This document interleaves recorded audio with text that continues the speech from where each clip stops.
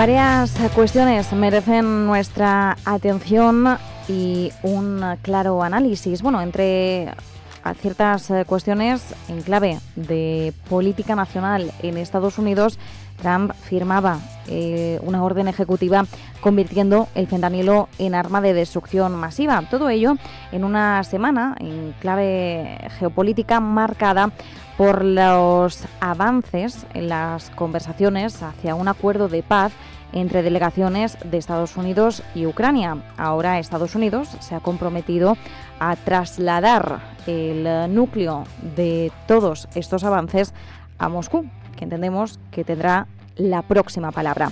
Vamos a analizar estos escenarios con Daniel Fernández de Miguel, es profesor en el Departamento de Ciencias Sociales de la Universidad Carlos III de Madrid. Daniel, ¿qué tal? ¿Cómo estás?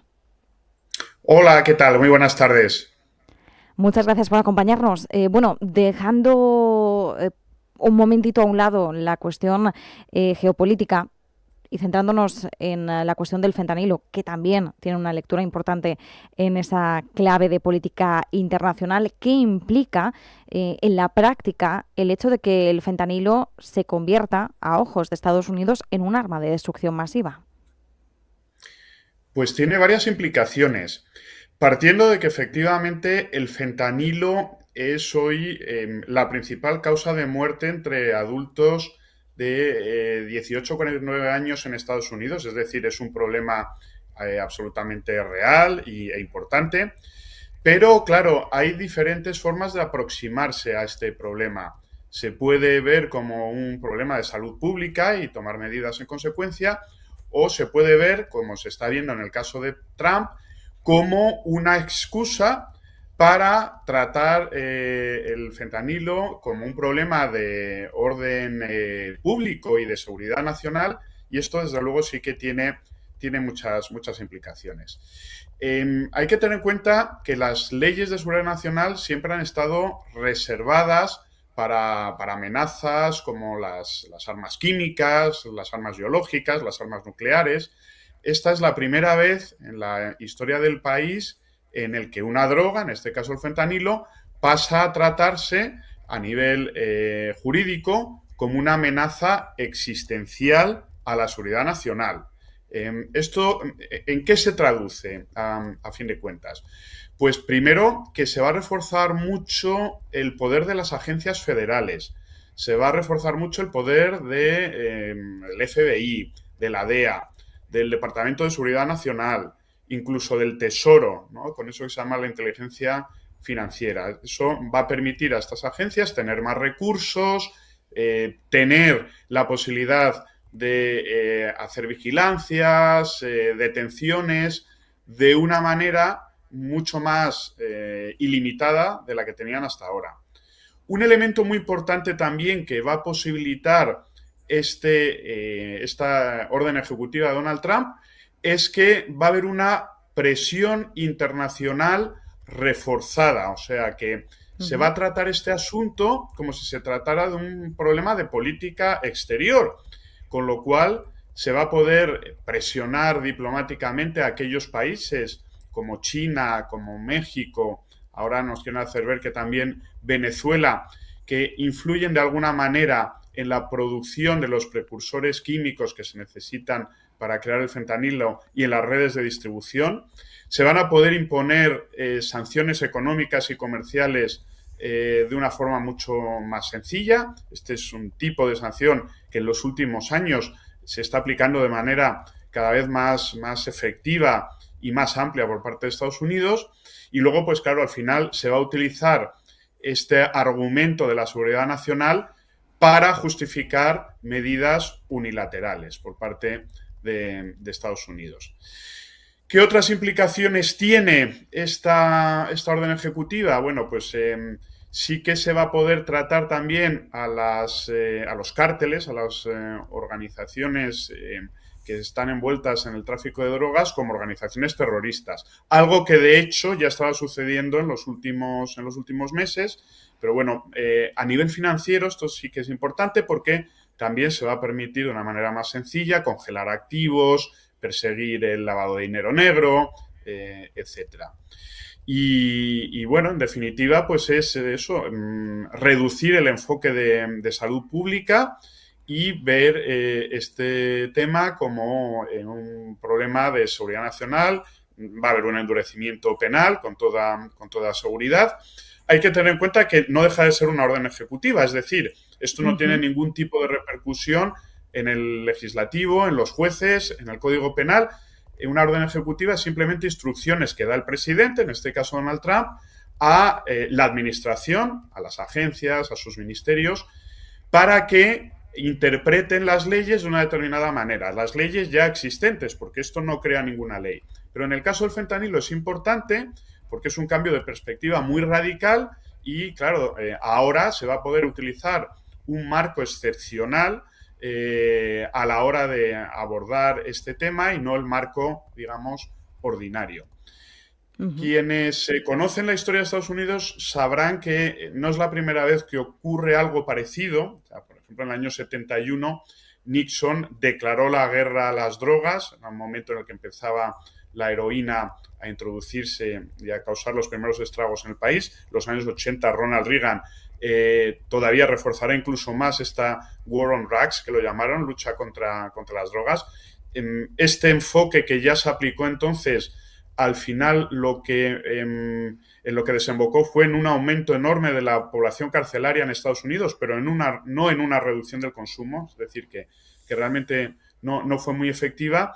Y en cualquier caso, no se trató a la heroína en ese caso como una arma de destrucción masiva. Esto sí que es la primera vez que sucede en la historia de Estados Unidos de colocar a una sustancia, a una droga, al mismo nivel que a las armas nucleares, biológicas o químicas. Vamos a ver al final en qué se traduce todo esto, pero como ya varios expertos están apuntando, tiene toda la pinta de que es una estratagema que va a permitir a la administración Trump tomar medidas tanto a nivel doméstico como internacional, que de otra manera sería mucho más complicado, y en la línea un poco de el lateralismo, en retorcer los acontecimientos a favor de políticas duras, donde el Poder Ejecutivo pues tenga los menos límites posibles para imponer sus medidas. Y Daniel, respecto a los países que están en el punto de mira, citabas México, China, Venezuela, ¿hasta qué punto también podemos esperar una tensión mayor con estos países? En especial Venezuela, citábamos el país pues al inicio del programa cuando introducíamos la cuestión del fentanilo, por el hecho de que, claro, el momento en el que esto ocurre es crucial. Sabemos que Estados Unidos ha intensificado las acusaciones hacia Venezuela por traficar fentanilo para justificar los ataques contra embarcaciones sospechosas en el Caribe. También es conocido que Venezuela, aunque es un actor clave, por ejemplo, en el tráfico de cocaína, no es un actor tan clave en el tráfico global de fentanilo, pero claro, bajo la justificación de la administración Trump, ahora mismo el paraguas parece que se amplía, ¿no? Así que ¿hasta qué punto podríamos esperar ahora unas tensiones mayores con estos países que Estados Unidos ha puesto en foco? Sin duda, esta medida yo creo que pone en el punto de mira el caso venezolano, también a China, porque quizás no a muy corto plazo, pero ya sabemos cómo ha habido constantes denuncias por parte de Trump hacia China por ser el principal suministrador, proveedor de los precursores químicos que se necesitan para hacer el fentanilo.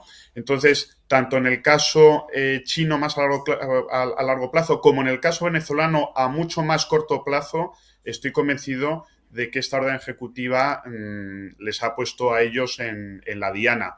Es un paso más en toda esta estrategia de presión a Venezuela que está llevando a cabo la Casa Blanca.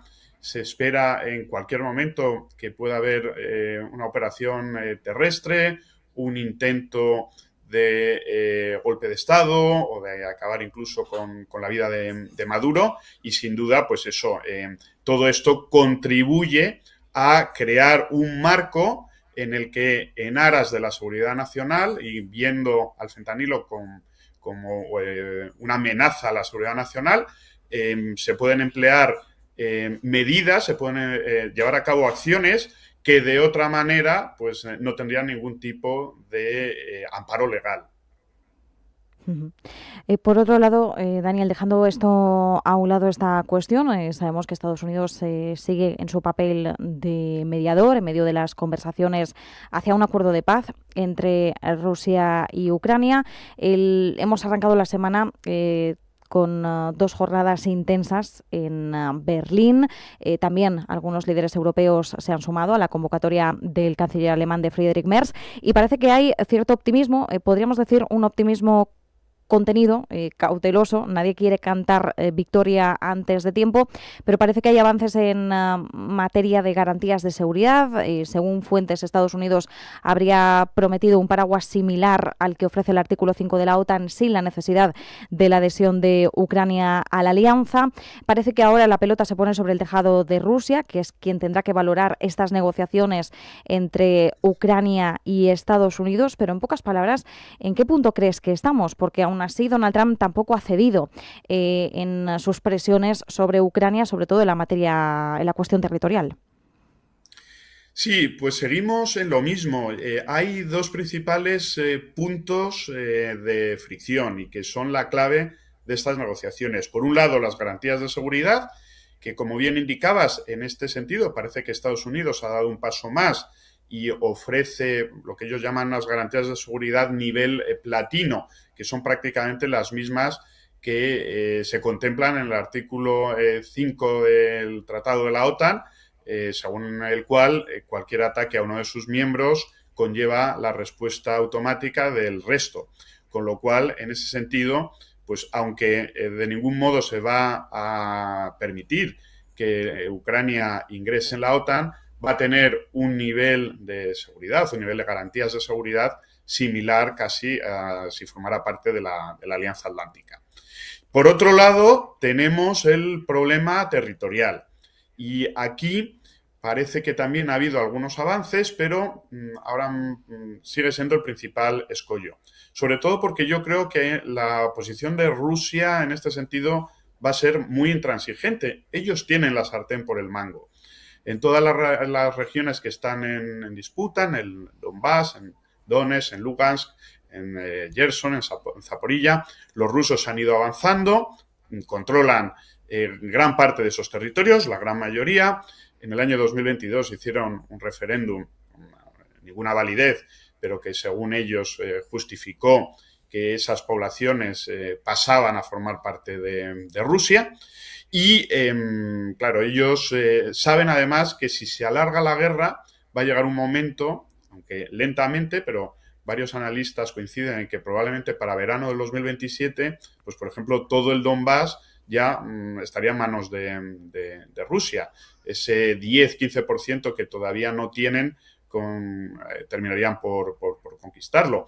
En Zaporilla, en Gerson, todavía hay un tercio del territorio que está en manos ucranianas, pero bueno, como digo, yo creo que sería cuestión de tiempo, no creo que mucho más allá de 2 años, que Rusia sería capaz de conquistar todas estas regiones. Entonces, claro, lo que se está viendo ahora y lo que se está proponiendo por parte europea de Estados Unidos es congelar la línea de frente tal como está ahora y que crear zonas desmilitarizadas, es decir, ganar un poco de tiempo, porque eso tampoco es una solución definitiva. Yo creo que es la fórmula que ellos están tratando de buscar para contentar a las 2 partes. Hay que tener en cuenta también que en Ucrania una decisión como la de ceder esos territorios a Rusia es enormemente popular y cualquier candidato a las elecciones que se presente con ese bagaje perdería. Es decir, Zelensky sabe perfectamente que si en las próximas elecciones se presenta como el presidente que no fue capaz de conservar esos territorios, perderá las elecciones. Y por otro lado, pues en Rusia, obviamente, también después de estos años de lucha, de muertes de muchos soldados y teniendo la sartén por el mango, habiendo conquistado la mayor parte de esos territorios, pues no van a ceder tampoco. Y a lo mejor, pues eso, encontrar una solución intermedia que haga dilatar un poco la decisión final. Yo estoy convencido de que esos territorios al final van a acabar siendo parte de Rusia, pues sería lo más admisible para ambos contendientes en el momento actual. Una última cuestión, Daniel. Por el momento, ¿podemos esperar que Estados Unidos mantenga el rol actual o Donald Trump podría intensificar la presión sobre uno u otro? No voy a decir Ucrania o Rusia porque hemos visto que en función del momento ha ejercido presión o sobre Zelensky o sobre Putin, pero ¿podría ejercer esa presión teniendo en cuenta que los 4 años son un filón, un horizonte temporal bastante psicológico y Trump tiene prisa por resolver el conflicto cuanto antes? ¿Podría intensificar esas presiones de cara a no llegar a un 4º aniversario en febrero? Bueno, aquí yo creo que el principal escollo va a ser nuevamente Rusia. Es decir, que lo que se ha acordado en Berlín y lo que puedan acordar Europa, Ucrania, Estados Unidos, al final tiene que tener el visto bueno de Putin, de Rusia. Ese va a ser el siguiente paso. Y yo insisto, creo que ellos se van a mantener, se van a enrocar en la posición territorial, de no querer ceder ni un ápice. A lo mejor, si ven que esta posible solución de crear una zona desmilitarizada, de momento, se hace un poco bajo sus condiciones, pues bueno, ahí es posible que ellos pudieran ceder. Y bueno, la capacidad de presión de Trump sobre Rusia se ha demostrado bastante limitada hasta el momento. En Ucrania sí que tienen más capacidad de influencia, es el eslabón más débil ahora mismo en la negociación, y ahí yo creo que ellos sí que podrían presionar un poquito más. Pero en el caso de Rusia lo veo muy complicado. Vamos a ver qué ocurre en los próximos días. Yo sigo sin ser optimista del todo, es decir, no creo que como parece que algunos están comentando, pues se va a alcanzar un acuerdo de paz muy próximamente. Yo no acabo todavía de verlo claro. Veo, eso sí, que la posición de Ucrania es débil, que después, además de los casos de corrupción muy graves que ha sufrido el país en los últimos tiempos, no ayuda nada a la posición negociadora de Zelensky. Vemos a una Europa un poco desesperada tratando de que Estados Unidos no les abandone. En fin, vamos a ver qué ocurre, pero desde luego no me gustaría ahora mismo estar en la piel de Zelensky, estar en la piel de Ucrania, porque es evidente que desde que Trump llegó a la Casa Blanca se ha producido un giro bastante considerable en torno a este conflicto y lo que era un aliado fundamental para ellos pues se ha perdido y están en una posición mucho más débil de la que estaban hace un año. Pues nos quedamos con este análisis y esas claves. Daniel Fernández de Miguel, profesor en el Departamento de Ciencias Sociales de la Universidad Carlos III de Madrid. Muchísimas gracias. Un abrazo. Un abrazo muy fuerte.